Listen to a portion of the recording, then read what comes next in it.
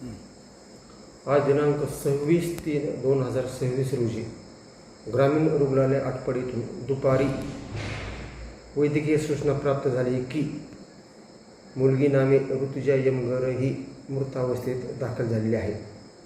त्यावरून अधिक चौकशी केली असता मौजे बनपुरी तालुका आटपाडी येथील दादू हैबती यमगर याने त्याच्या 2 मुली नामे अनुजा यमगर वय वर्ष 11 व ऋतुजा यमगर वय वर्ष 9 यांना काल रोजी रात्री घरगुती कारणावरून हातपाय बांधून पत्र्याला टांगून ठेवले होते।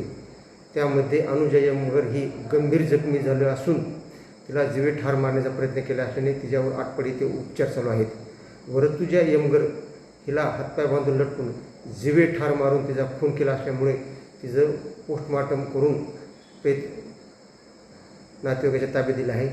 आरोपीविरुद्ध गुन्हा दाखल करण्याची प्रक्रिया चालू असून गुन्हा दाखल होऊन पुढील तपास करत आहोत।